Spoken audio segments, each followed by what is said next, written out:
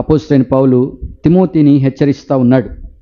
తిమోతిని హెచ్చరించాడు అని అంటే దేవుని యొక్క ప్రజలు లేక దేవుని యొక్క దాసులు, దేవుని యొక్క పరిచర్య చేసేటువంటి వారు మరియు దేవుని సన్నిధిలో విశ్వాసాన్ని కొనసాగించుకునేటువంటి వారు దైవభక్తి విషయంలో ఏ విధంగా ఉండాలి అనేటువంటిది ఖచ్చితంగా నేర్చుకోవలసినటువంటి సత్యాన్ని పౌలు గారు మనకు తెలియచేస్తూ ఉన్నాడు. కాబట్టి అసలు దైవభక్తి అంటే ఏమిటి అనేటువంటిది మనము జాగ్రత్తగా పరిశీలన చేసుకోవలసిన ఆవశ్యకత మనకుంది. తిమోతికి రాసినటువంటి మొదటి పత్రిక 4వ అధ్యాయము 8వ వచనాన్ని నేను చదువుతున్నాను, జాగ్రత్తగా గమనించండి. శరీర సంబంధమైన సాధకము కొంచెము మట్టుకే ప్రయోజనకరమగును గాని దైవభక్తి ఇప్పటి జీవం విషయంలోను రాబోవు జీవము విషయంలోను వాగ్దానంతో కూడినదైనందున అది అన్ని విషయములలో ప్రయోజనకరమగును. అపోస్తలుడైన పౌలు తిమోతికి ఈ ఉత్తరాన్ని వ్రాస్తూ ఉన్నాడు. దైవజనుడిగా ఉన్నటువంటి తిమోతి ఓ సంఘానికి కాపరిగా ఆయన వ్యవహరిస్తూ ఉన్నాడు. కాబట్టి తిమోతిని హెచ్చరిస్తే తిమోతి సంఘాన్ని హెచ్చరించాల్సినటువంటి బాధ్యత కలవాడు. కాబట్టి సంఘానికి ఏ విధంగా ఉపదేశించాలి, సంఘాన్ని ఏ విధంగా బలపరచాలి అనేటువంటి ఉద్దేశంతో పౌలు గారు తిమోతిని హెచ్చరిస్తూ ఉన్నాడు. ఈ రోజున మనము కూడా తిమోతికి ఇవ్వబడినటువంటి ఈ హెచ్చరికలు మనం కూడా తీసుకోవలసిన బాధ్యత మన మీద ఉంది. ఎవరి భక్తి వారిని కాపాడుతుంది, ఎవరి భక్తి వారిని సంరక్షిస్తుంది, ఎవరి భక్తి వారికే స్వంతము.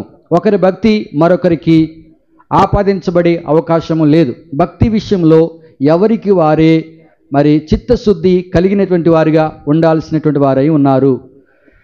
కాబట్టి దైవభక్తి మనకు గొప్ప లాభ సాధనము అని వాక్యంలో మనం చూస్తూ ఉన్నాం. దానియేలు గ్రంథము 6వ అధ్యాయము 23వ వచనంలో మనం చూసినట్లయితే రాజు ఇందును గూర్చి అతి సంతోషభరితుడై దానియేలును గుహలో నుండి పైకి తీయుడని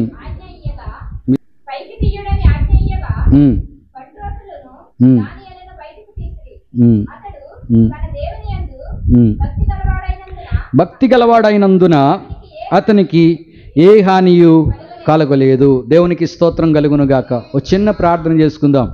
ప్రభువానికి స్తోత్రాలు. దానియేలు ద్వారా భక్తిని గూర్చినటువంటి వాస్తవికతను మేము నేర్చుకోవటానికి మాకు నేర్పించండి, మమ్మను బలపరచండి, మమ్మను సర్వసత్యంలోనికి నడిపించండి. యేసుక్రీస్తు ప్రభువు ద్వారా వేడుకొనుచున్నాము తండ్రి, ఆమెన్, ఆమెన్.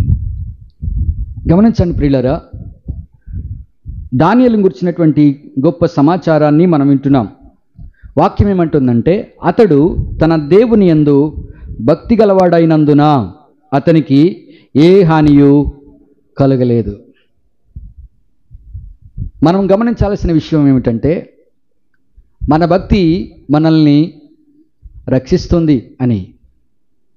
మనం ఎంత భక్తిగా ఉంటామో ఆ భక్తి మన జీవితాలకి ప్రయోజనకరమై ఉంటుంది, ఉపయోగకరంగా ఉంటుంది, మన జీవితంలో అది కార్యరూపం దాలుస్తుంది అనే విషయాన్ని ఇక్కడ మనం నేర్చుకోగలుగుతున్నాం.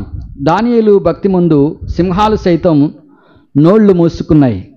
తన భక్తి వలన దానియేలు బబులోనులో ఉన్న ప్రజలందరికీ ఆదర్శవంతుడిగా నిలబడ్డాడు, గొప్పగా వాడబడ్డాడు, దేవునికి గొప్ప మహిమను తీసుకుని వచ్చాడు.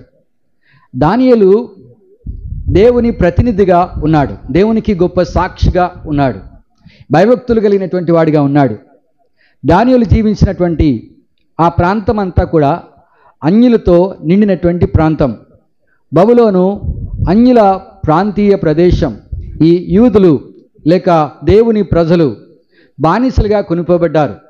యవనస్తులు కొంతమంది ప్రత్యేకించబడినటువంటి వారిగా మనం చూస్తున్నాం. దానియేలు, షద్రాకు, మేషాకు, అబేద్నెగో అనేటువంటి వారిని దేవుడు గొప్పగా అన్యుల ప్రదేశంలో వారిని వాడుకున్నట్లుగా మనం చూస్తున్నాం. ప్రియులారా, శత్రువులు దానియేలు మీద పగ పెంచుకున్నారు. దానియేలుని ఏ విధంగానైనా సరే అంతం చేయాలి అని వారు ప్రతిజ్ఞ పూనుకున్నారు. శత్రువులు ఎంతకైనా తెగిస్తారు. ప్రియులారా, మన చుట్టూ శత్రువులు ఉంటారు. శత్రుత్వాన్ని పెంచుకుంటారు. ఈ రోజున మీరు చూడండి ప్రియులారా, మన భారతదేశంలో భారతీయ క్రైస్తవ ప్రజల కోసం పోరాడినటువంటి గొప్ప దైవజనుడిని మనము కోల్పోయాం. మీరు గమనించండి, ప్రవీణ్ పగలాల్ గారు చనిపోయిన ఆయన అందించినటువంటి ఆ సువర్తమానాలు, వాక్యాలు అనేక మందిని కదిలిస్తూ ఉన్నాయి. అనేక మంది రక్షించబడతా ఉన్నారు. దేవునికి స్తోత్రం కలుగునుగాక. 2 రోజుల క్రితం ఒక గొప్ప దైవజనుడు, సువార్తికుడు అమెరికా దేశంలో చంపబడ్డాడు. అమెరికా దేశాన్ని ఉజ్జీవపరచాలనేటువంటి గొప్ప ఆలోచనతో యవనస్తుల్ని వాక్యము వైపుకు మళ్ళిస్తున్నటువంటి దైవజనుడు ఆయన్ని మొన్న తుపాకీతో కాల్చి చంపేశారు. లోకము మిమ్మల్ని చంపుతుంది, మిమ్మల్ని చెరసాల్లో వేస్తుందని యేసుక్రీస్తు ప్రభువారు ముందుగానే చెప్పారు. ఆ చివరి దినాల్లో మనం ఉన్నాము అనేటువంటిది మనం అందరం కూడా ఎరిగి ఉండాలి. చివరి దినాల్లో చివరి అంకానికి మనం వచ్చేసాం. దేవుని యొక్క రాకడకు అతి సమీపంలో మనం ఉన్నాము అనే విషయాన్ని మనము అర్థం చేసుకోవాలి. కాబట్టి క్రైస్తవ విశ్వాసంలో, భక్తిలో మనము విశ్వాసంలో నిలబడగలిగితే మనము తప్పకుండా దేవుని రాజ్యానికి వారసులం కాగలుగుతాము అనే విషయాన్ని నేను మీకు జ్ఞాపకం చేస్తున్నాను. దానియేలు పరాయి దేశంలో బానిస బ్రతుకుతున్న ప్రజల పక్షంగా నిలబడినటువంటి వాడు దానియేలు. దానియేలు ఒక బానిసగా కొనుక్కోబడ్డాడు, యవనస్తుడిగా. కానీ దేవుడు అక్కడ అనేక మందిలో ప్రథముడుగా నిలబెట్టాడు, అనేక మందికి మార్గదర్శిగా నిలబెట్టాడు, గొప్ప జ్ఞానం కలిగినటువంటి వాడిగా నిలబెట్టినట్లుగా మనం చూస్తున్నాం. దానియేలు గ్రంథము 6వ అధ్యాయం 16వ వచనంలో, రాజు నీవు అనుదినము తప్పక సేవించుచున్న నీ దేవుడు నిన్ను రక్షించినని దానియేలుతో చెప్పాను. ప్రియులారా గమనించండి, అనుదినము కూడా దానియేలు దేవుణ్ణి సేవిస్తూ ఉన్నాడు, దేవుణ్ణి ఆరాధిస్తూ ఉన్నాడు, దేవునికి ప్రార్థన చేస్తూ ఉన్నాడు. మిగిలిన వారికి, ఆ దేశస్థులకు, అన్యులకు అది నచ్చలేదు. దానియేలుని ఏ విధంగానైనా సరే జైల్లో వేయాలి, సింహాల బోన్లో వేయాలి, చంపేయాలి అని శత్రువులు పన్నాగం పన్నారు. శత్రువులు దానియేలు మీద పగ పెంచుకున్నారు. అయితే రాజుగారి దగ్గరికి వెళ్ళి, రాజా నీవు పాలిస్తున్నటువంటి దేశంలో నీ మాట మాత్రమే వినాలి, ఎవరైనా కానీ ఏ దేవుడికి ప్రార్థించకూడదు, ఏ వ్యక్తికి కూడా విన్నపం చేసుకోకూడదు, నీకు మాత్రమే విన్నపం చేసుకోవాలని కుట్రపూరితంగా ఆలోచన చేసి రాజుగారి చేత ముద్ర వేయించుకుని శాసనాన్ని విడుదల చేశారు శత్రువులు. అయితే దానియేలు అంటే రాజుగారికి చాలా ఇష్టం. దానియేలు భక్తిని చూసినటువంటి వాడు. దానియేలు ఎంత భక్తిపరుడో, ఎంత విశ్వాసియో, ఎంత గొప్పవాడో రాజుగారికి తెలుసు. అందుకనే రాజుగారు దానియేలును అత్యధికంగా ప్రేమించినటువంటి వాడిగా మనము చూస్తూ ఉన్నాం. ఇట్టి శాసనము రాజుగారి ద్వారానే రాజుగారి చేతే జరిగించాలని శత్రువులు పన్నాగం పన్ని రాజముద్ర వేయించుకుని శాసనం విడుదల చేశారు. రాజుగారు చాలా కలవరపడ్డాడు, రాజుగారు చాలా చింతించాడు. రాజుగారు వేసిన ముద్ర రాజుగారు తీయటానికి వీల్లేదు, రాజుగారు ఇచ్చినటువంటి శాసనం రాజుగారు రద్దు చేయడానికి వీల్లేదు. అలాంటి చట్టము ఉండటం వలన దానియేలుని రక్షించాలని ఎంతో ప్రయత్నం చేశాడు. మీరు గమనించాలి, దానియేలుకి రక్షణ ఎవరు కల్పించగలరు, ఎవరు రక్షించగలరు? వాక్యంలో మనం చూస్తున్నట్లయితే మనుషులను నమ్ముకున్నట్టు కంటే, రాజులను నమ్ముకున్నట్టు కంటే యెహోవాను ఆశ్రయించుట మేలు. మనుషులు నమ్మటం వలన ఏ ఉపయోగము లేదు. అదే దేవుణ్ణి నమ్మామనుకోండి, నమ్మిన వారిని నట్టేట ముంచేవాడు కాడాయన, నమ్మిన వారిని అనాథులుగా విడిచిపెట్టేవాడు కాడాయన, నమ్మిన వారిని రక్షించుటకు ఆయన సమర్థుడు. దేవునికి స్తోత్రం కలుగునుగాక. దానియేలు దేవుని పట్ల, దేవుని మీద అచంచలమైనటువంటి విశ్వాసం కలిగిన వాడు, భక్తి కలిగినటువంటి వాడు. కాబట్టి దానియేలు శ్రేష్టమైనటువంటి మనస్సు కలిగినటువంటి వాడిగా మనము చూస్తూ ఉన్నాం ప్రియులారా. అందుకనే దానియేలు భక్తిని మెచ్చినటువంటి రాజుగారు ఏమంటున్నాడంటే, నీవు అనుదినము సేవించుచున్న దేవుడే నిన్ను రక్షించునని దానియేలుతో చెప్పెను. అతడు ఆ గుహనొద్దకు రాగానే దుఃఖ స్వరముతో దానియేలును పిలిచి, జీవము గల దేవుని సేవకుడువైన దానియేలు, నీవు నిత్యము సేవించుచున్న నీ దేవుడు నిన్ను రక్షింపగలిగినా అని అతనిని అడిగెను. 27, 28 వచనాలు మనం చూస్తే, నా రాజ్యములోని సకల ప్రభుత్వముల యందుండు నివాసులు దానియేలు యొక్క దేవునికి భయపడుచు ఆయన సముఖమును వణుకుచుండవలెను. ఆయనే జీవం గల దేవుడు, ఆయనే యుగయుగములుండువాడు, ఆయన రాజ్యము నాశనము కానరదు, ఆయన ఆధిపత్యము తుదమట్టునకుండును, ఆయన విడిపించువాడును రక్షించువాడనయుండి పరమందును భూమి మీదను సూచక క్రియలను ఆశ్చర్య కార్యములను చేయువాడు ఆయనే. సింహముల నోటి నుండి దానియేలును రక్షించనని వ్రాయించెను. దేవుని నామానికి స్తోత్రం కలుగును గాక. 28వ వచనం కూడా చూస్తే, ఈ దానియేలు దర్యావేషు ప్రభుత్వ కాలమందును పారసీకుడగు కోరేషు ప్రభుత్వ కాలమందును వర్ధిల్లెను. భక్తి ఏ విధంగా చేస్తుందో మీరు గమనించండి ప్రియులారా. దేవుడంటే భయము కలిగినటువంటి వాడు దానియేలు, భక్తి కలిగినటువంటి వాడు, ఆయన రక్షించుటకు సమర్థుడని నమ్మినటువంటి వాడు, పరమందున్నటువంటి భూమి మీదను సూచిక్రియలు చేసేటువంటి దేవుడని విశ్వసించినటువంటి వాడు. అలాంటి దేవుణ్ణి దానియేలు కలిగినట్లుగా మనం చూస్తున్నాం. దేవునికి స్తోత్రం కలుగును గాక. పౌలు గారు అంటున్నాడు, దైవభక్తి విషయంలో నీకు నీవే సాధకము చేసుకునము. తిమోతికి మొదటి పత్రిక 4:7 మనం చూస్తాం.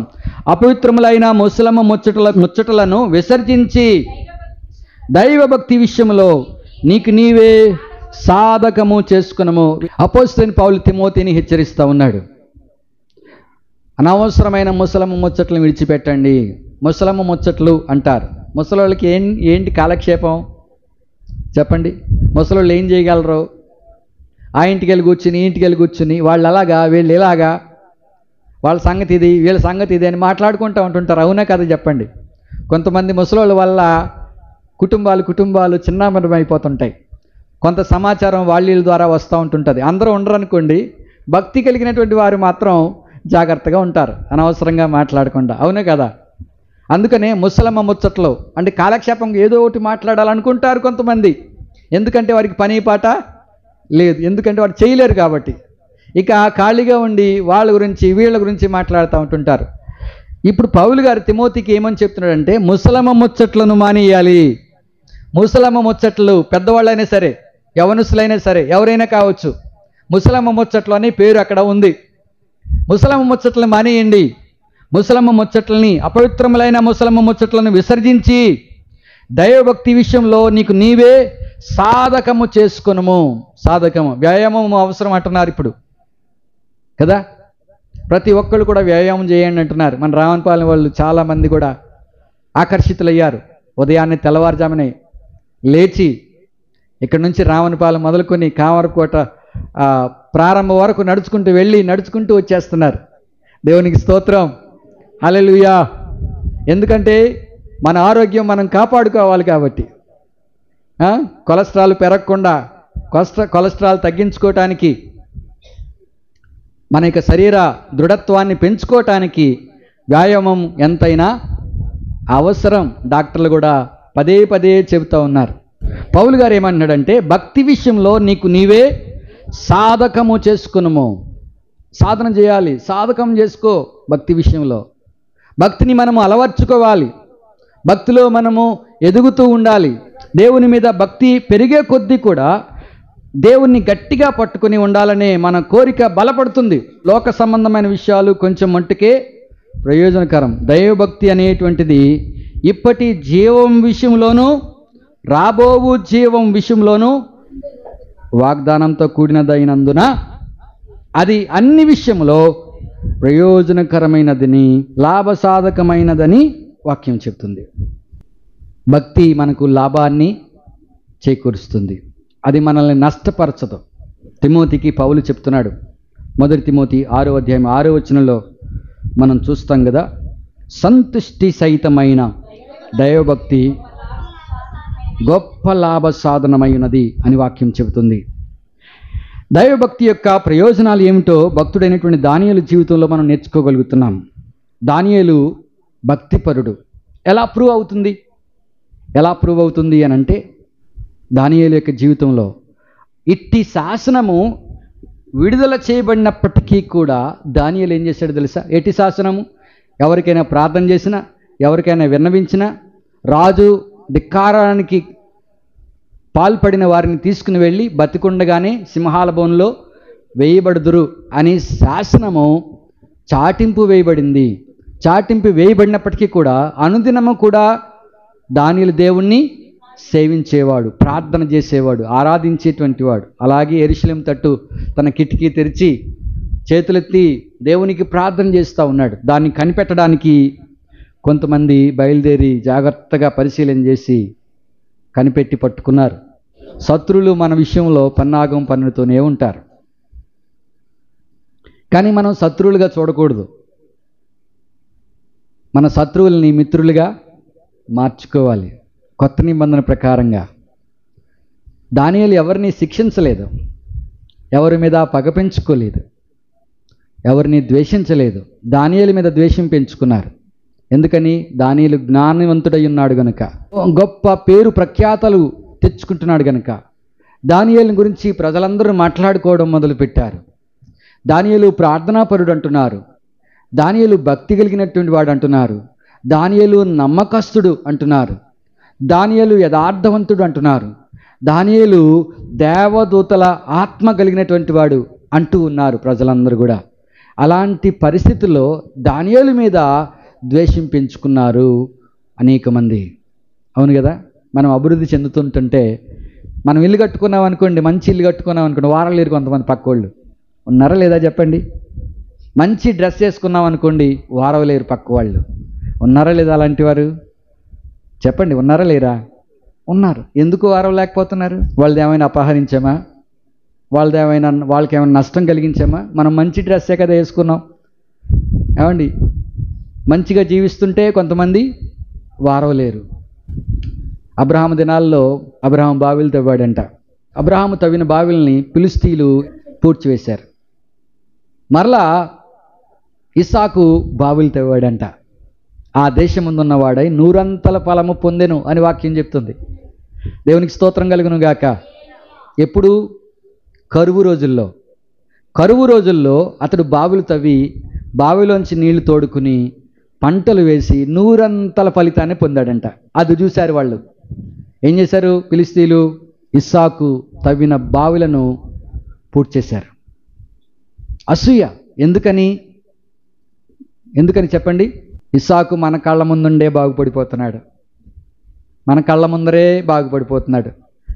పెంట కుప్పలో ఉన్న వారిని పైకి లేవనెత్తువాడు ఆయన బలిష్టమైన చేతి క్రింద మనం దేన మనస్కులమై ఉంటే తగిన కాలమందు దేవుడు మనలను హెచ్చిస్తాడు. ఎంతవరకు దేవుడు మనల్ని హెచ్చించగలడో అంతవరకు కూడా మనము దేన మనసుతో ఎదురు చూడాల్సినటువంటి వారమై ఉన్నాం. దేవునికి స్తోత్రం కలుగును గాక. దానియేలుని చంపాలనుకున్నారు, సింహాల బోన్లో వేసేశారు. రాజుగారు దానియేలు పక్షంగా నిలబడ్డాడు, కానీ దానియేలుని రక్షించలేకపోయాడు.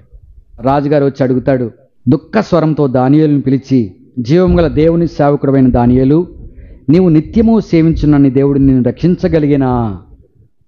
దానియేలు అంటున్నాడు, రాజు చిరంజీవగునుగాక అని రాజుగారితో మాట్లాడుతూ, నా దేవుడు రక్షించగలిగిన దేవుడు, నా దేవుడు నన్ను రక్షించాడు అని సాక్ష్యము పలికాడు. లోకంలో మనము దేవుని కొరకు సాక్షులుగా నిలబడాల్సిన వారమై మనం ఉన్నాము. భక్తి విషయంలో మనుషుల్ని, ఇతరులను ఎవరిని కూడా అంతగా పట్టించుకోరు ప్రియులారా. దేవుడిని నమ్ముకున్న మనల్నే పట్టించుకుంటారు, దేవుడిని నమ్ముకున్న మనల్నే చూస్తారు. మనం ఏం మాట్లాడుతున్నామో వింటారు, ఎలా ప్రవర్తిస్తున్నామో చూస్తారు, ఎక్కడ తప్పు పట్టుకోవాలి అక్కడ తప్పు పట్టుకోవాలి, వాళ్ళు ఏ విధంగానైనా సరే వారిని కించపరచాలి.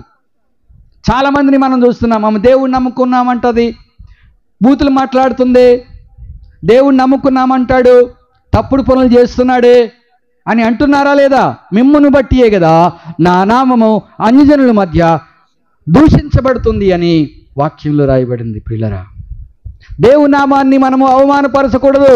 దేవునికి మహిమ కలిగినట్లుగా, ఆయనకి కీర్తి కలిగినట్లుగా మనము ప్రవర్తించవలసిన వారమై ఉన్నాం. అన్యజనుల మధ్యలో దానియేలు గొప్ప కీర్తిని తీసుకొచ్చాడు, గొప్ప మహిమను తీసుకుని వచ్చాడు. ఎందుకని?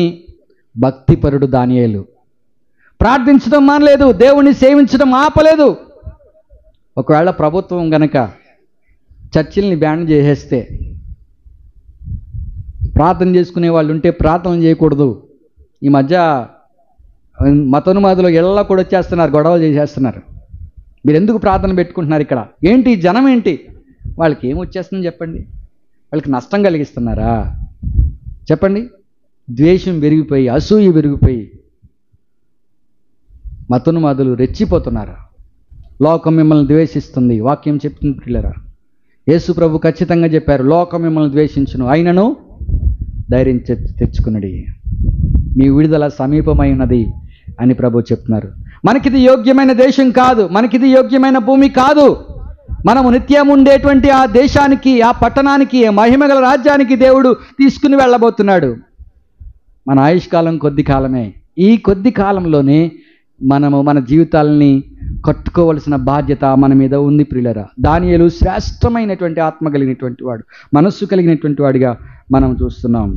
తిమోతిని పౌలు గారు హెచ్చరిస్తూ ఉన్నాడు, దైవభక్తి విషయంలో నీకు నీవే సాధకము చేసుకొనుము. కీర్తనలు 34వ కీర్తన 7వ వచనంలో, యెహోవా యందు భయభక్తులు గల వారి చుట్టూ ఆయన దూత కావలి ఉండి వారిని రక్షించును. దానియేలును రక్షించిన దేవుడు.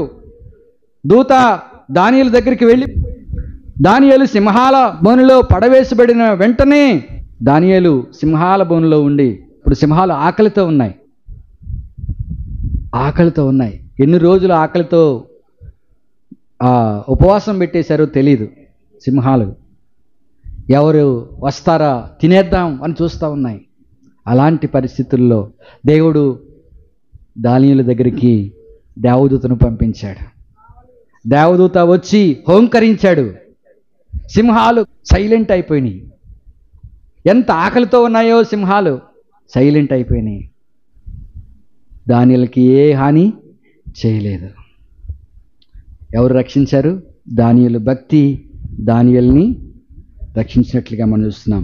యెహోవా యందు భయభక్తులు గల వారి చుట్టూ ఆయన దూత కావలి ఉండి వారిని రక్షించునని వాక్యంలో మనం చూస్తున్నాం. మన భక్తి మనల్ని అవసరానికి మనల్ని ఆదుకుంటుంది అనే విషయాన్ని నేను మీకు జ్ఞాపకం చేస్తున్నాను. రెండవదిగా మనం చూస్తే దైవభక్తి మనకు పవిత్రమైన జీవితాన్ని ఇస్తుంది. భక్తి మనల్ని ఏం చేస్తుంది? పవిత్రతనిస్తుంది. దానియేలు గ్రంథంలో దానియేలు, హనన్య, మిషాయేలు మొదలైనటువంటి వారు రాజు భుజించేటువంటి ఆహార పానీయాలు తాగి తమను అపరిశుద్ధపరచుకోవడం ఇష్టం లేక కూరగాయలు తినడానికి ఇష్టపడ్డారు. దానియేలు గ్రంథంలో మనం చూస్తే మొదటి అధ్యాయం 8-9 వచనాలు, రాజు భుజించు భోజనము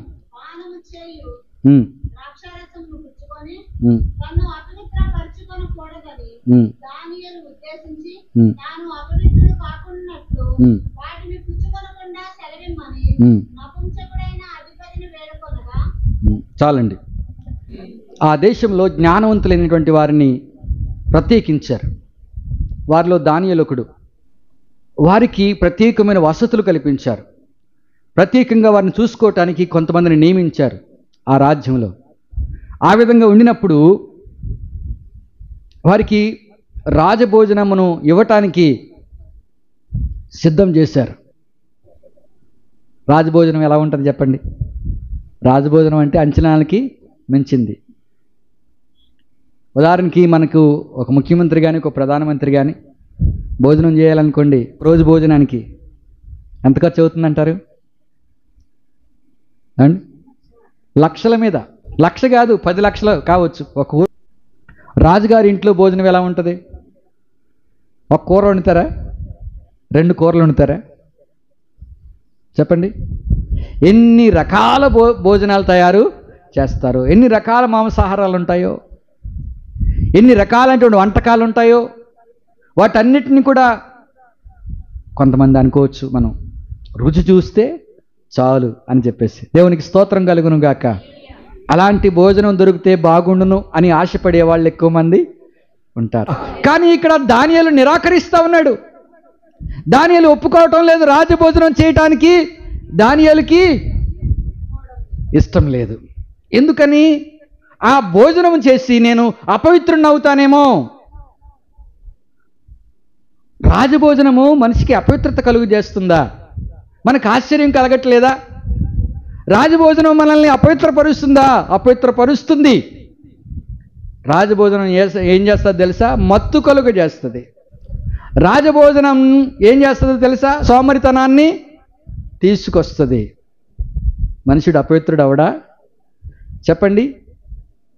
దేవునికి స్తోత్రం కలుగును గాక. మరి రాజుగారికి ఎందుకు పెడుతున్నారు ఇలాంటివి కదా? ఒకసారి ఆలోచన చేయండి ప్రియులారా. అపోస్తలులు కొన్ని ప్రతిపాదనలు చేశారు మనకి, భోజనం విషయంలో కూడా జాగ్రత్తగా ఉండండి అని. కొంతమంది అన్నీ తినేయచ్చు అంటున్నారు, అవునే కదా? ప్రార్థన చేసుకుని తినేస్తే ఏది అపవిత్రమైంది కాదు అంటూ ఉన్నారు.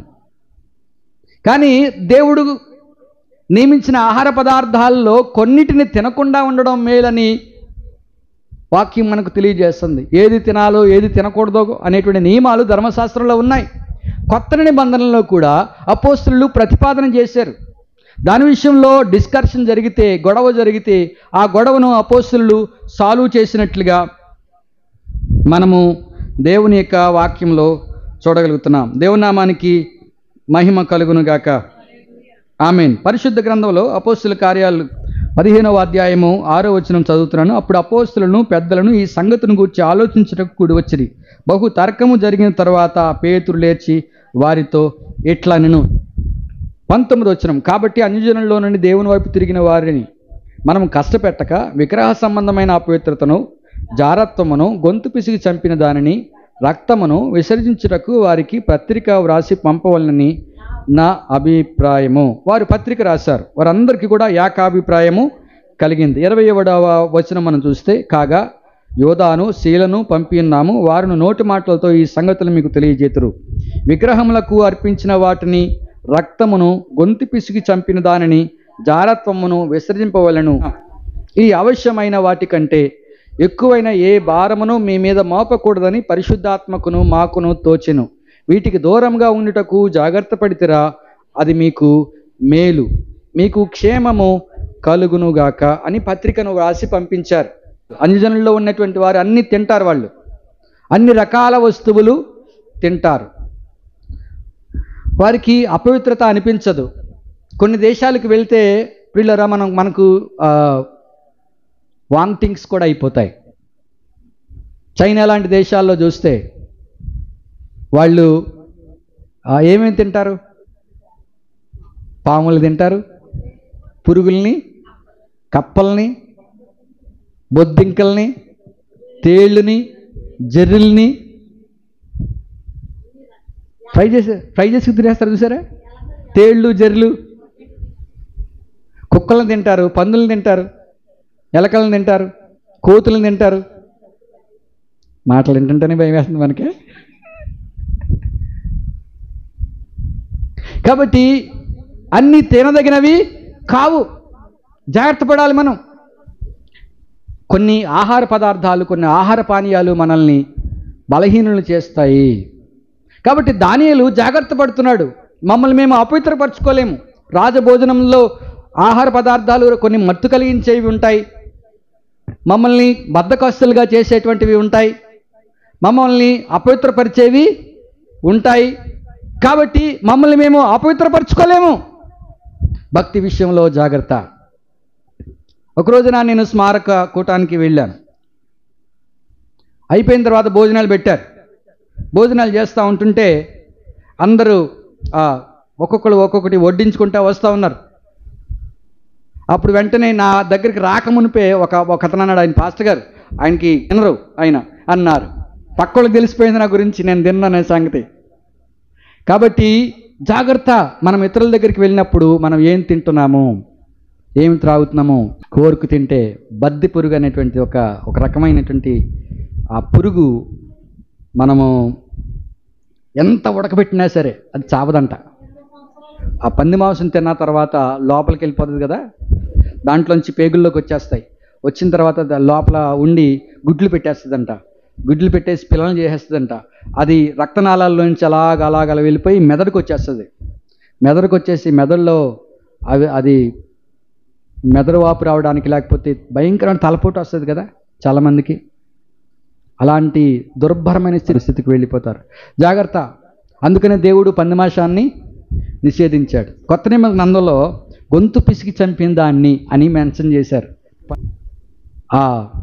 కొత్త నిబంధన భక్తులు, దేవుని ప్రజలు పందిమాంసం తినొద్దు అని డైరెక్ట్గా చెప్పకుండా గొంతు పిసికి చంపిన దాన్ని అని ఈ కొత్త నిబంధనలో ఈ విధంగా కొన్ని తినకూడదు అనేటువంటి విషయాలను రాసించాడు. గొంతు పిసికి చంపిన దాన్ని తినకూడదు. బ్లడ్, కొంతమంది బ్లడ్ కొట్లలో తెచ్చుకొని వండుకుని తింటారు. అవును కదా, చెప్పండి. కేకుల్లాగా ఉంటాయి. మేక గొర్రె బ్లడ్ కానీ, మేక గొర్రె బ్లడ్ కానీ వాటిని తీసుకొచ్చి చక్కగా వండుకుని తింటారు. రక్తం పడుతుంది మీకు అది తింటే అని కొంతమంది చెప్తారు కాబోలు, తెచ్చుకుని తింటారు. కానీ క్రైస్తవులకి ఇది నిషేధించబడింది. దేవుని ప్రజలు తినే విషయంలో జాగ్రత్తగా ఉండాలి. గొంతు పిసికి చంపింది అనేది నేను ఆయనకి చెప్పాను. గొంతు పిసికి చంపింది అంటే ఏంటనుకుంటున్నారు?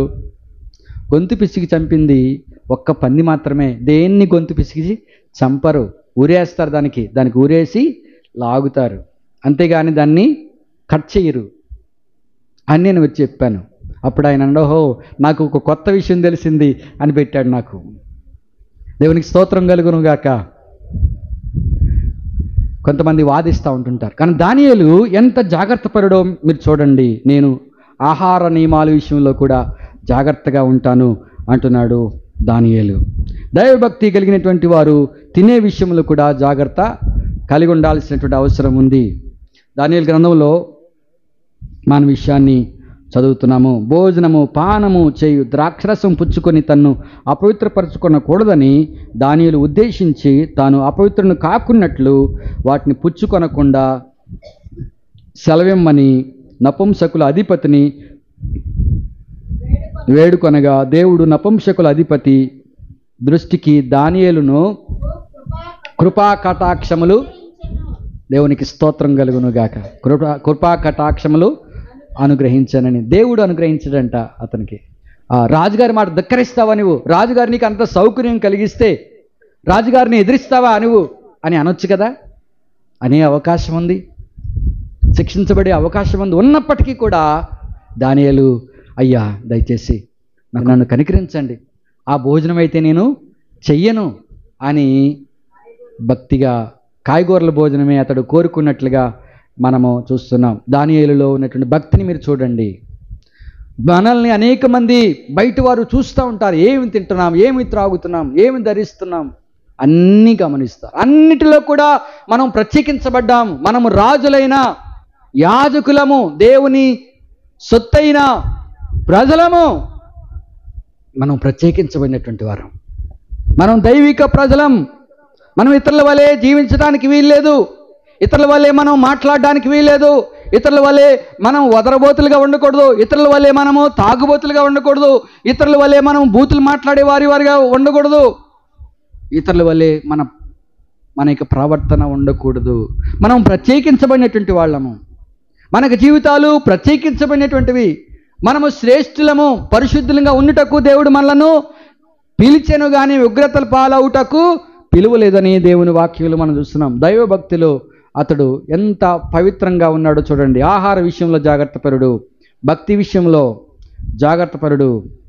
ఇంకా మనం చూసినప్పుడు దైవభక్తి విషయంలో అతడు ప్రార్థనాపరుడు. ప్రార్థన నిర్లక్ష్యం చేయొద్దు. మీరు ఎప్పుడెప్పుడు ప్రార్థన చేసుకుంటున్నారో నాకు తెలియదు, కానీ బైబిల్ చెప్పిన విధానాన్ని మనం పాటించినట్లయితే దానియేలు ప్రార్థన ఎలా ఉంటుందో తెలుసా? రోజుకు ముమ్మారు ప్రార్థన చేస్తాడట. మన జీవితం అలా ఉందా? మనం ప్రార్థన చేసుకుంటున్నామా కదా? చెప్పండి, ప్రార్థన చేసుకుంటున్నామా? ప్రార్థన చేసుకోవాలి. మనం ప్రార్థన మనల్ని భక్తిలో పెంచుతుంది, మనల్ని పవిత్రులుగా చేస్తుంది. దైవభక్తి ప్రార్థన నేర్పిస్తుంది, ప్రార్థన చేస్తుంది. ప్రార్థన దేవునికి మనల్ని దగ్గరగా చేస్తుంది. ఇంకా ప్రార్థన రాలేదండి నాకు అంటే ఎలా చెప్పండి? ప్రార్థన రాదండి అన్న వాళ్ళు చాలామందే ఉన్నారు. ప్రార్థించండి అన్న వెంటనే ప్రార్థించండి. ప్రార్థన నేర్చుకోవాలి మనము. దానియేలు 2:18-19 వచనాల్లో తాను తన స్నేహితులను బబులోనులో తక్కిన జ్ఞానులతో కూడా నశించకున్నట్లు ఆ కలయిక మర్మ విషయంలో పరలోకమందున దేవుని వలన కటాక్షం పొందిన నిమిత్తమై ఆయనను వేడుకునుడని వారిని హెచ్చరించెను. దేవునికి స్తోత్రం. దేవునికి మనం ప్రార్థించాలి. మీకోసం అనుదినము నేను ప్రార్థన చేస్తూ ఉన్నాను. నా కోసం మీరు ప్రార్థించాలి. ఒకరినొకరు మీరు ప్రార్థన చేయండి అని వాక్యం చెబుతుంది. ఒకరి కొరకు ఒకరు ప్రార్థన మనం చేయాలి. కృతజ్ఞతాపూర్వకంగా మీ విన్నపములను మీ దేవునికి తెలియచేయండి. అప్పుడు సమస్త జ్ఞానమునకు మించిన దేవుని సమాధానం మీకును మీ తలంపులకు కావలి ఉండునని వాక్యము చెబుతుంది. పిల్లరా, దేవుని యొక్క కృపను పొందుకోవాలంటే, దేవుని యొక్క ఆశీర్వాదం మనం పొందుకోవాలంటే, దేవుని మార్గదర్శకత్వంలో మనం కొనసాగాలి అని అంటే మనము ప్రార్థన పరులై ఉండాలి. ప్రార్థన మనల్ని దేవునికి దగ్గరగా చేస్తుంది. అంతటా రాత్రి యందు దర్శనము చేత ఆ మర్మము దానియేలునకు బయలుపరచబడిన గనుక దానియేలు పరలోకమందున దేవుణ్ణి స్తుతించెను. దానియేలు గ్రంథం 6వ అధ్యాయము 10-11 వచనాల్లో, ఇట్టి శాసనము సంతకము చేయబడిన దానియేలు తెలుసుకున్నను అతడు తన ఇంటికి వెళ్ళి యథాప్రకారంగా అనుదినము మిమ్మారు మోకాళ్ళుని తన ఇంటి పైగది కిటికీలు యెరూషలేము తట్టునకు తెరవబడి ఉండగా తన దేవునికి ప్రార్థన చేయుచు ఆయనను స్తుతించుచు వచ్చెను. వినరా, స్తుతించడం మానలేదు, ప్రార్థించడం మానలేదు. శాసనం ఉన్నప్పటికీ కూడా భక్తులు మనం ఎలా ఉంటున్నామో ఆలోచన చేసుకోవాలి. మనుషులు ఏమైనా అనుకోనివ్వండి, ఆ మనుషులు గుంపు కూడి దానియేలును పట్టుకోవాలని ఎదురు చూస్తూ ఉన్నారు. కానీ దానియేలు మాత్రము తన భక్తి, తన విశ్వాసము, దేవుడు నాకు కావాలి అని కోరుకున్నాడు. కాబట్టి దేవునికి ప్రార్థన చేయటము, ఆ మనుషులు ఏం చేసినా పర్వాలేదు, అసాధ్యమైన దాన్ని దేవుడు సుసాధ్యము చేస్తాడు, పరిస్థితులు మారుస్తాడు. ఇంతమంది అనేక మంది అగ్రవర్ణాల్లో మరి రాజుల్లో నుంచి మరియు బ్రాహ్మణుల్లో నుంచి యేసుప్రభువును నమ్ముకుంటున్నారంటే ఊరికే వస్తారు వాళ్ళు. వాళ్ళకి భక్తి ఉంది, వాళ్ళకి దేవుళ్ళు ఉన్నారు, వాళ్ళకి విశ్వాసాలు ఉన్నాయి, ఊరికే వస్తారు వాళ్ళు, రారు. కానీ దేవుడు వారి జీవితంలో కార్యం చేస్తూ ఉన్నాడు. వారు గొప్ప సాక్షులుగా ఉంటూ ఉన్నారు, దేవుణ్ణి మహిమపరుస్తూ ఉన్నారు. దైవజనుడు ఆర్ఆర్కే మూర్తి గారు బ్రాహ్మణ కుటుంబంలో, ఒక నిష్ఠ కలిగినటువంటి కుటుంబంలో పుట్టినటువంటి దైవజనుడు. ఆయన దేవుడు మార్చుకున్నాడు, గొప్ప సేవ చేయించాడు భారతదేశానికి.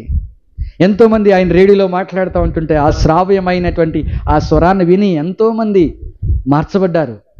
ఎంతోమంది ఆ రేడియోల దగ్గర కూర్చుని, నేను చాలాసార్లు చూశాను ప్రియులారా, గుడారాలు వేసుకునేటువంటి వాళ్ళు కూడా, భిక్షాటన చేసుకునే వాళ్ళు కూడా దేవుని తెలుసుకున్నారు ప్రియులారా. చిన్న చిన్న రేడియోలో పెట్టుకుని రేడియోలో ఆయన మాటలు విని దేవుని తెలుసుకున్నారు. దేవునికి స్తోత్రం కలుగును గాక. దేవునికి అసాధ్యమైంది ఏది లేదు ప్రియులారా. ఈ రోజున అనేక మంది దేవుణ్ణి నమ్ముకుని ప్రభువుకు సాక్షులుగా నిలబడ్డారంటే, గొప్ప గొప్ప సాక్షులు మన ఎదుటి, ఎంత గొప్ప సాక్షి సమూహం మేఘం వలె ఆవరించినందున సులువుగా చిక్కులు పెట్టు పాపలను విడిచిపెట్టి విశ్వాసమునకు కర్తయు దాన్ని కొనసాగించేవాడైన యేసు వైపు చూచు ముందున్న పరుగు పందెంలో ఓపికతో పరిగెత్తుతాము. గొప్ప లాభసాధనం దైవభక్తి. ప్రార్థన విడిచిపెట్టకండి, ప్రార్థన చేసుకోండి. ప్రార్థన మనల్ని పవిత్రులుగా చేస్తుంది, ప్రార్థన మనల్ని దేవునికి దగ్గరగా చేస్తుంది, ప్రార్థన మనకు శక్తినిస్తుంది, బలమునిస్తుంది, మన యొక్క పరిస్థితుల్ని మార్చివేస్తుంది. ప్రియులారా, దేవునికి స్తోత్రం కలుగును గాక. ప్రార్థనే మనకు, వేరే వేరే మంత్రాలు ఏమీ అవసరం లేదు, వేటితోనూ పని లేదు. మనం చేయాల్సింది ఏంటంటే తెలుసా, ప్రార్థన చేయడం. ప్రార్థన చేయటం రాదండి అని కొంతమంది అంటూ ఉంటుంటారు. మరి మాట్లాడడం వచ్చా? ప్రార్థన అంటే ఏంటి? మాట్లాడటమే, దేవునితో మాట్లాడడం. మనుషులతో మాట్లాడినట్లే మాట్లాడండి. దేవుడు అవకాశం ఇచ్చాడు. ఆయన కృపాసనం వద్ద సమయోచితమైన సహాయం కొరకు మనం వేడుకోవాలి. మనం యోగ్యులం కానప్పటికీ కూడా కదా, ఇద్దరు ప్రార్థన చేయడానికి దేవాలయానికి వెళ్ళారంట. ఒకడు బయట ఉన్నాడు, ఒకడు లోపలికి వెళ్ళాడు. బయట ఉన్నవాడు ప్రార్థన చేశాడు, లోపల ఉన్నవాడు ప్రార్థన చేశాడు. బయట ఉన్నవాడు చేసిన ప్రార్థన అంగీకరించబడింది, నమ్మకంగా ప్రార్థన చేశాడు. తన యొక్క స్థితిని దేవుని దగ్గర ఒప్పుకున్నాడు, విడిచిపెట్టాడు. కాబట్టి దేవుని కనికరాన్ని పొందాడు, నీతిమంతుడిగా తీర్చబడి వెళ్ళను అని వాక్యం చెబుతుంది. దేవుని నామానికి స్తోత్రం కలుగును గాక. ప్రియులారా, ప్రార్థన పరిస్థితుల్ని మార్చగలదు. మనం యథార్థంగా ప్రార్థన చేస్తే, యథార్థవంతుల ప్రార్థన ఆయన ఆలకించనని బైబిల్ మనకు తెలియజేస్తుంది. దైవభక్తి ద్వారా గొప్ప సాక్షిగా మనం ఉండగలుగుతాం. దానియేలు సాక్ష్యాన్ని మీరు చూడండి. దానియేలు గురించి రాజుగారు పరవశించిపోయి రాజ్యాలన్నిటికీ ఉత్తరం రాస్తా ఉన్నాడు. 120 సంస్థానాలన్నిటికీ కూడా తాకీదులు పంపించాడు. దానియేలు దేవుడే దేవుడు, దానియేలు సేవిస్తున్నటువంటి దేవుడే, ఆయన రాజ్యము యుగ యుగములు ఉండేటువంటి రాజ్యము కనుక ఆయన్ని సేవించండి, ఆయనకి ప్రార్థించండి, ఆయన్ని మహిమపరచండి. దానియేలు ప్రూవ్ చేశాడు మనకి, దానియేలు దేవుడు దానియేలును రక్షించాడు అని చెప్పేసి ఆ యొక్క రాజుగారు ఉత్తరం రాశాడు. దేవునికి స్తోత్రం కలుగును గాక. చాటింపు వేశారు ఆ తాకీదులు తీసుకున్నటువంటి వాళ్ళందరూ కూడా. ఆయా గ్రామాల్లో, ఆయా పట్టణాల్లో, ఆయా నగరాల్లో, ఆయా దేశాలలో చాటింపు వేయబడింది. మన గురించి ఎవరు మాట్లాడుకుంటున్నారు? మన గురించి ఎవరైనా మాట్లాడుకుంటున్నారా? మాట్లాడుకుంటే అవాకులు చెవాకులేగా. ఆలోచించండి. మన గురించి గొప్పగా ప్రజలు మాట్లాడుకోవాలి, సాక్షులుగా మనము జీవించాలి. దైవభక్తి మనకు తగ్గింపును నేర్పిస్తుంది. దానియేలు గ్రంథం 10వ అధ్యాయము 12వ వచనంలో, అప్పుడు అతడు, దానియేలు భయపడకము, నీవు తెలుసుకొనవలనని నీ మనస్సును అప్పగించి దేవుని ఎదుట నేను తగ్గించుకున్న ఆ మొదటి దినం మొదలుకొని నీవు చెప్పిన మాటలు వినబడినవి గనుక నీ మాటను బట్టి నేను వచ్చి తిని. దానియేలు దగ్గరికి దావీదుతో వచ్చి మాట్లాడుతున్నాడు. దేవుని సన్నిధిలో చర్చ జరిగింది. దానియేలు చేసినటువంటి ప్రార్థన ఆలకించబడింది. దేవునికి స్తోత్రం కలుగునుగాక. కొత్త నిబంధనలో కొర్నేలి గుర్తుకొస్తాడు మనకి. కొర్నేలి గురించి పరలోకంలో చర్చ జరిగిందంట. పరలోకం నుంచి దేవదూత భూమి మీదకి పంపించబడ్డాడు. కొర్నేలి, నీవు నీ ధర్మ కార్యాలు, నీవు భక్తి జీవితము, నీ విధేయత, నువ్వు చేసిన ప్రార్థన దేవుని సన్నిధికి జ్ఞాపకార్థముగా వచ్చింది అని కొర్నేలితో మాట్లాడాడు దేవదూత. గమనించండి ప్రియులారా, మన గురించి దేవుడు మాట్లాడుతున్నాడా? ఒకసారి మీరు చూడండి ప్రియులారా, మలాకి గ్రంథం 3వ అధ్యాయము 16వ వచనంలో, అప్పుడు యెహోవా యందు భయభక్తులు గల వారు ఒకరితో ఒకరు మాట్లాడుకొనుచుండగా యెహోవా చెవియొగ్గి ఆలకించెను. మరియు యెహోవా యందు భయభక్తులు కలిగి ఆయన నామమును స్మరించుచూ ఉండు వారికి జ్ఞాపకార్థముగా ఒక గ్రంథము ఆయన సముఖమందు వ్రాయబడెను. ప్రియులారా, ఒక గ్రంథం వ్రాయబడిందంట. ఎవరి గురించి వ్రాయబడింది? ఎవరి గురించి? దేవుని యందు భయభక్తులు గల వారు ఒకరితో ఒకరు మాట్లాడుకుంటూ ఉంటుంటే రాయబడిందంట. నీ గురించి, నా గురించి, మన గురించి పరలోకంలో వ్రాయబడుతుందా? దేవుడు రాస్తున్నాడా? ఒకసారి యేసుక్రీస్తు ప్రభు దగ్గరికి శిష్యులు వచ్చారు. ప్రభువా, నీ పేరు మీద మేము దయ్యాలు వెలగొట్టాం నాయన, దయ్యాలు గడగడ గడగడ గడగడ వణిగిపోయాయి, వదిలి వెళ్ళిపోయాయి నాయన అని యేసు ప్రభుతో సంతోషంగా చెబుతా ఉంటుంటే యేసు ప్రభు ఏమన్నారు తెలుసా? దయ్యాలు మీకు భయపడుతున్నాయని, దయ్యాలు మీకు లోపడుతున్నాయని మీరు సంతోషపడకండి. పరలోకంలో మీ పేర్లు రాయబడ్డావని సంతోషించండి. దేవునికి స్తోత్రం కలుగునుగాక. మీ పేర్లు పరలోకంలో రాయబడ్డాయని సంతోషించండి. మీ పేర్లు రాయబడ్డాయా పరలోకంలో? పరలోకంలో మీ గురించి ఒక చాప్టరు దేవుడు ఉంచాలనుకుంటున్నాడు. ఆ చాప్టర్ని స్వతంత్రించుకోవటానికి మీరు ప్రయత్నం చేస్తున్నారా? ఆలోచించండి ప్రియులారా. మనం పరలోకానికి వెళ్ళినప్పుడు మన చాప్టర్ తెరవబడుతుంది, మనకు ఒక అధ్యాయం తెరవబడుతుంది, మన గురించి చదివింపులు జరుగుతూ ఉంటుంది. అక్కడ భూమి మీద మనం ఏమేమి మంచి కార్యాలు చేశామో, ఏవైతే దేవుని కొరకు బలమైన కార్యాలు చేశామో, ఏమైతే ధర్మ కార్యాలు చేశామో, ఏమైతే ఏ విధమైనటువంటి ప్రార్థనలు మనము సలిపామో, ఏ విధంగా మనం దేవునికి స్తుతులు చెల్లించామో గ్రంథంలో రాయబడుతుంది, చదవబడుతుంది. దాని ద్వారా మనకు ప్రశంసా పత్రం ఇవ్వబడుతుంది, దాని ద్వారా మనకు అతిశయ కిరీటం ఇవ్వబడుతుంది, దాని ద్వారా మనకు మన తల మీద నీతి కిరీటం దేవుడు అనుగ్రహిస్తాడు, సింహాసనం మీద కూర్చుండబెడతాడు. ఇవి దేవుని వాస్తవికమైన విషయాలనే విషయాన్ని గమనించండి. ఇది మనకు శాశ్వతం కాదు, ఈ లోకం మనకు శాశ్వతం కాదు. ఉన్నన్నాళ్లే, ఈ కొద్ది క్షణాల్లో, ఈ కొద్ది దినాల్లోనే మనము దేవునికి మహిమకరంగా జీవించవలసినట్టు వారమై ఉన్నాము. దానియేలు భక్తి గొప్పది. దానియేలు ప్రార్థించడం మానలేదు, దానియేలు తినే విషయంలో జాగ్రత్తలు పాటించడము మానలేదు. పరదేశంలో ఉన్నప్పటికీ కూడా ఎవరు చూశారులే అని అనుకోలేదు దానియేలు ఇతరులకు భయపడలేదు. బైబిల్ మోయటానికే భయపడిపోతున్నారు కొంతమంది. పక్క వాళ్ళు ఏమనుకోండి, వీళ్ళు క్రైస్తవులు అనుకుంటారేమో. ఏమండి, వీళ్ళు క్రైస్తవులు అనుకుంటే క్రైస్తవులు నీచులా? క్రైస్తవులు ఏమన్నా అబద్ధికులా? క్రైస్తవులు అంటే ఎవరు? క్రీస్తును పోలి నడిచేవారు. క్రీస్తు ఎంత నీతిమంతుడో, క్రీస్తు ఎంత యథార్థవంతుడో, క్రీస్తు ఎంత పరిశుద్ధుడో వాళ్ళకి తెలుసా? మనం క్రీస్తుని వెంబడిస్తున్నాము. మనం ఏమీ నీతి మాలిన పనులు చేయటం లేదు ప్రియులరా. మనం నీతిమంతులుగా తీర్చబడ్డాం. కానీ మనకు నియమాలు ఉన్నాయి, మనకు పద్ధతులు ఉన్నాయి, మనం యథార్థంగా జీవించాలి, యథార్థంగా మాట్లాడాలి. మనకు ఒక కట్టుబాట్లు అనేటువంటివి ఉన్నాయి ప్రియులరా. కట్టుబాట్లు దాటి మనము బయటికి వెళ్ళకూడదు. మనము యథార్థంగా నీతిగా జీవించడానికే, పరిశుద్ధంగా జీవించడానికే దేవుడు మనల్ని పిలిచాడు, కానీ అపవిత్రులుగా ఉండడానికి దేవుడు మనల్ని పిలవలేదు. లోకం ఏదైనా అనుకోనివ్వండి, దేవుడు మనల్ని పరిశుద్ధంగా ఉండడానికి పిలిచాడు. దానియేలు ఇతరులకు భయపడలేదు, ధైర్యవంతుడిగా నిలబడ్డాడు. అన్య దేశంలో దేవుని నామాన్ని మహింపరిచాడు ప్రియులరా.